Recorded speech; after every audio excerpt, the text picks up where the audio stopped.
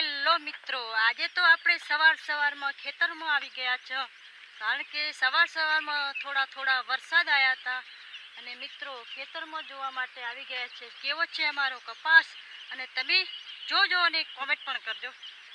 અને આ છે અમારા ગામડાની હરિયાળી, એટલે તમને લાગે કેવી મસ્ત જોઈ શકશો મિત્રો. અને સૂર્યનારાયણ પણ ઉગી ગયા છે મિત્રો.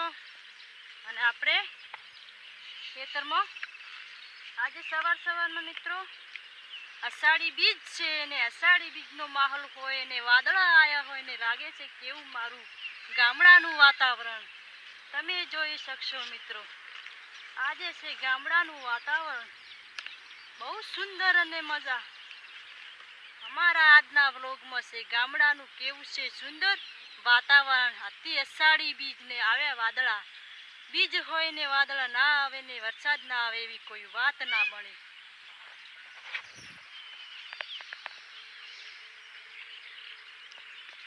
ને સૂર્યનારાયણ પણ થોડા મિત્રો વાદળોમાં છે. અને અમારું ગામડાનું હરિયાણું મિત્રો જાર વાવીતી, જાર બહુ મસ્ત ઉગી ગઈ છે. તમે જોઈ શકશો કેટલી લીલસમ પડી રહી છે. અને ખેતરમાં જઈએ એટલે કેવું લાગે લીલુંછમ વાતાવરણ મિત્રો. જાર પણ શેડા પાડી રહી છે. જો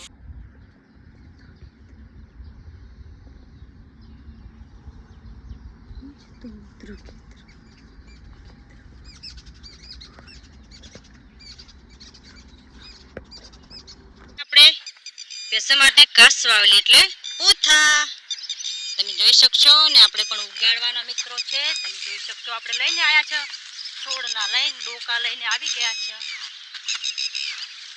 ડોકા પણ અહીંયા મૂકી દીધા હતા જોઈ શકશો. હા છે આપણી ઓટણી મિત્રો.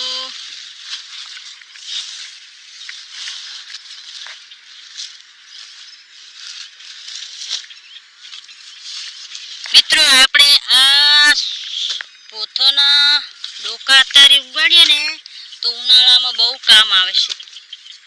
ઉનાળામાં બહુ કામ આવે છે ને હું ઉગાડી દઈશ. આ છે અમારે ચોળી.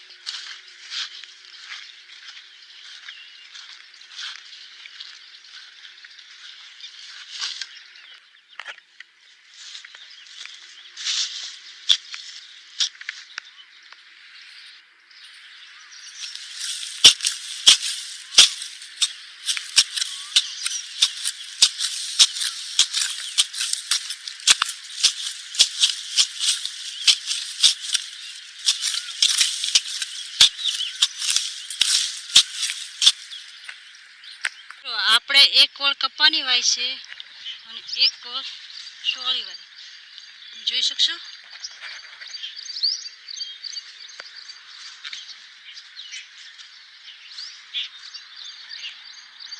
પછી મિત્રો આપણે ફાઇનલી સાર લઈને આવી ગયા ઘરે. અને ભેંસને પણ સાર ખાવી હતી એટલે મને નાખો કરતી હતી મિત્રો. આપણે જોઈ શકશો. તમે તો અમને જોતા હતા.